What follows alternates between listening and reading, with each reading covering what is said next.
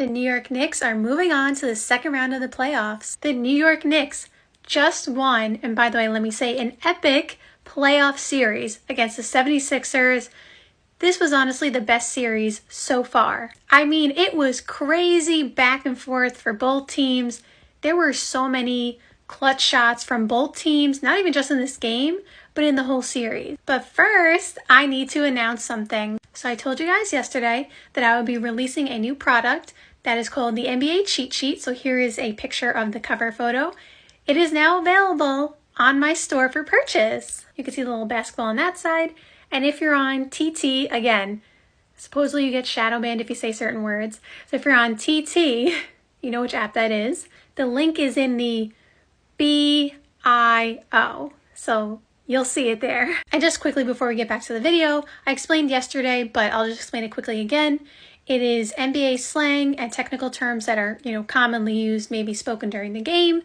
And whether you're a beginner, an intermediate at basketball or the NBA, or you're just someone who wants a refresher on maybe some definitions you forgot or don't know, this could help you. So I hope you guys purchase and enjoy, and let's get back to the Knicks. So again, epic series, quite a few game winners actually. There was I guess technically 3 game winners, maybe more depending on how you look at it. But game 2, we have DiVincenzo's game winner. That game was insane, the entire ending. And then obviously game 5, Maxi's, even though it put them to overtime, game tying shot, but it still ended up being a game winner because the Sixers won game 5, and that 3 was epic. And now you have tonight's game, which started out looking like it might be a blowout because the Knicks went up 20 or maybe basically 20 in the first quarter. And then Philly stormed back.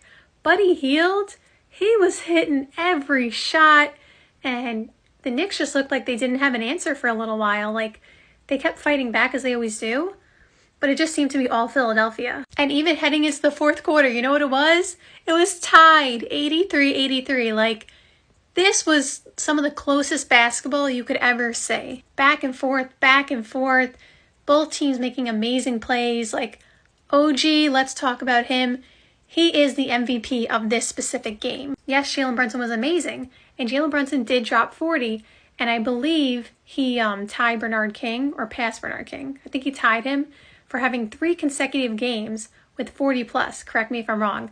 So that is elite company. And they don't win this game without Jalen Brunson, of course. But OG, if you watch this game, you know OG was everywhere on offense and defense, and he made every single big shot. When the Knicks needed a bucket, he got it. His mid-range jumper was money today. He had an amazing dunk on Embiid. Embiid kind of got out of the way, but we'll still say it's on Embiid. OG got a really, really big block on somebody. I forgot who it was. It was at a timely part too. I just can't remember who the block was on, but he got a big block. DiVincenzo got a big block on Embiid as well. But OG just did everything. Everything you needed him to do, he was doing. He was swarming on defense. He really came and helped out on defense, especially on Embiid, when Hartenstein, was struggling a bit. And when I say struggling, Hartenstein did a really good job. When I say struggling, I just mean because Embiid is just Embiid, so he could just overpower anybody. So struggle is not even the right term, but OG would come and help double, and OG just knows how to put pressure on the ball so that, Embiid doesn't get wide open layups. But again, this was an epic game because the Sixers fought super hard, and this wasn't a normal 7 seed. This is what I said leading into the playoffs. I don't think I said it on camera, but I was saying the Knicks, if they get the Sixers as a 7 seed, they're really playing a top 3 team in the East because that's what the Sixers were before Joel Embiid got hurt. And they were playing like that before he got hurt. So it wasn't like they were just up there by default. Embiid was the clear MVP. Maxey, the first-time All-Star. They were rolling. So this team, even though Joel Embiid was not healthy, this team was still a top seed in the East, technically. So this first-round matchup was really a test for both teams. And the Knicks come out victorious. And now they get to go play the Pacers.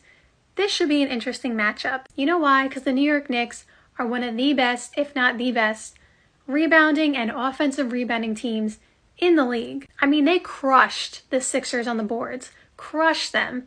And the thing is, the Pacers are not the best rebounding team in the league. But the thing that the Pacers like to do is they love to run, play fast, Halliburton, assisting everybody and just kind of, moving really, really fast pace. The Knicks don't play fast. So we have like opposite ends of the spectrum here playing each other. Fast versus, I don't even know if you call it slow because they're really slow in the NBA. But you know what I mean. Fast versus slow, like very rebounding, glass-oriented, getting offensive rebounds off the glass. You got Aaron Nesmith, who I believe for the season was shooting like 45% from three. Miles Turner was awesome in the Bucks series, and he has been cooking from three all season, but also in the series. Pascal Siakam, we know he's been there before. He knows what to do. I would expect the Knicks to probably put OG on Siakam because not only does he have the size to guard Siakam, but they were teammates for years. So they've had plenty of practice together. So although Siakam definitely knows OG's moves as well, OG knows his moves probably the best out of anybody. So you don't want Siakam going off because then the Pacers have a way better shot to win. So you got to put OG on Siakam, in my opinion. You could also have him on Halliburton at times, but I would probably, if I was the Knicks, put Josh Hart or DiVincenzo on Tyrese Halliburton. But this is going to be a really exciting matchup too. Like, even though this first round matchup was epic, we're probably going to see more epic plays in the next round. Because again, we got two teams with a lot of different skill sets. So I am excited, and let's see round two.